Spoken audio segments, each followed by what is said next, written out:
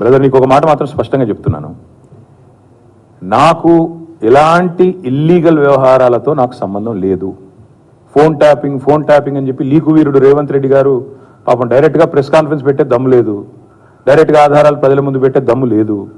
ఏముందో విషయం ఎవరికి తెలియదు. పోలీస్ రిమాండ్లో ఉన్న వాళ్ళకి కూడా ఫోన్లకు వెళ్ళి మీకు లీకులు వస్తాయి. ఈయన లీకు వీరుడు. మరి లీకు వీరుడు ఏదో కష్టపడి నా క్యారెక్టర్ అసాసినేషన్ చేయాలనే ప్రయత్నంలో చాలా బలంగా ఉన్నాడు.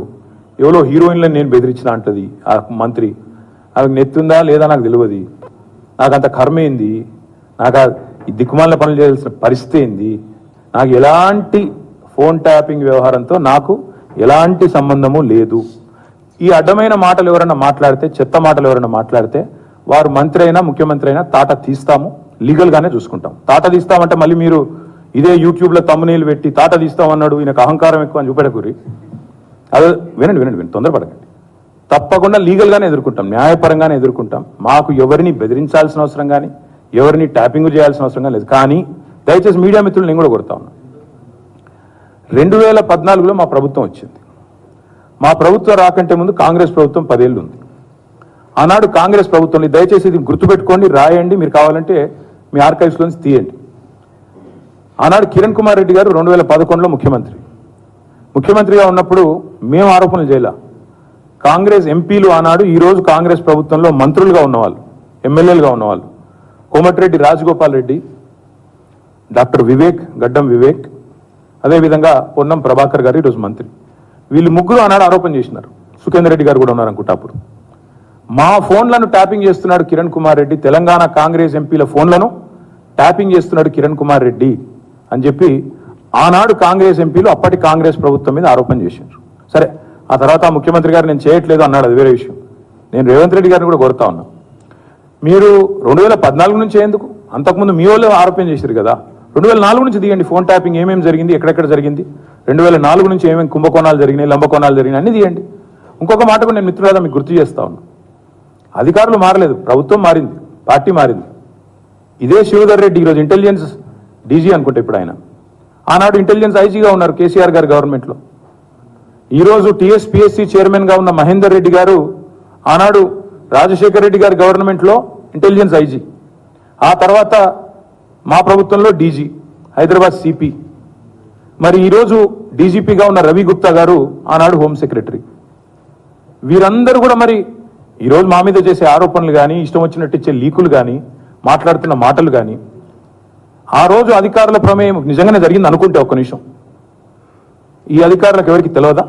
వారెవరు బాధ్యులు కాదు, ఒక కేసీఆర్ గారు మాత్రమే బాధ్యుడు అనే లైన్లో ఇవాళ ఏదైతే లీకులు ఇస్తున్నారో లీకు వీరుడు, నేను అడుగుతా ఉన్నా. మరి మహేందర్ రెడ్డి గారు, శివధర్ రెడ్డి గారు, రవి గుప్తా గారు, ఇంకా చాలామంది ఉన్నారు, సజ్జనార్ గారు అన్నాడు ఎస్ఐబి చీఫ్, వీళ్ళందరూ ఉన్నారు. మరి అధికారులే మారలేదు కదా.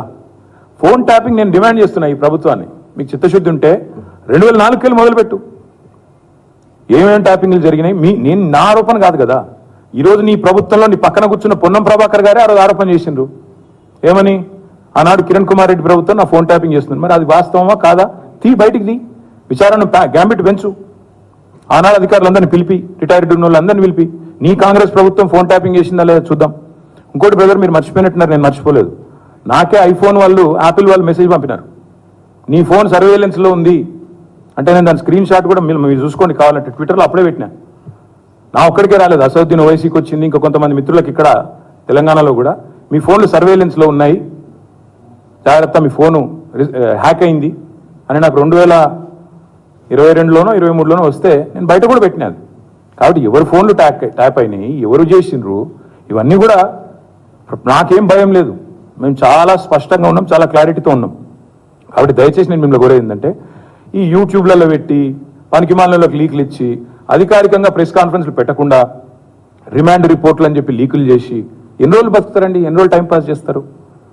రైతుల సబ్జెక్టు మాట్లాడరు. నిన్న ఒక విలేకరు నిజాయితీగా అడిగిండు రేవంత్ రెడ్డి గారిని, 2 లక్షల రుణమాఫీ చేస్తా అన్నారు కదా సార్, ఇంకా చేయలేదు కదా మరి మీరు, ప్రజలు అడుగుతున్నారు అంటే వెకిలి నవ్వులు చెప్పి ఆయనే చెప్పిండు కదా, ఎవడు కమిటీ కమ్మన్నాడు ఆయనను? పేద సిపాయి లెక్క మాట్లాడితే మొగోను అయితే అంటాడు కదా. నేను అంటున్నా, రేవంత్ రెడ్డి మొగోను అయితే చెయ్యి రుణమాఫీ, ఎవడాపిండి ఆయన? చెయ్యి రుణమాఫీ, చెయ్యి, 2 లక్షల రుణమాఫీ చెయ్యి. నువ్వే అన్నావు కదా December 9 అని, చెయ్యి. పాయింట్ ఏంటంటే ఈ చిల్లర మాటలు కాదు కదా ప్రజలు చూసేది అల్టిమేట్గా. 4 రోజులు నడిపిస్తారు by time pass, attention diversion. ఓ రోజు గొర్రెల స్కామ్ అంటాడు, ఓ రోజు బర్రెల స్కామ్ అంటాడు, ఓ రోజు ఫోన్ ట్యాపింగ్ అంటాడు, ఓ రోజు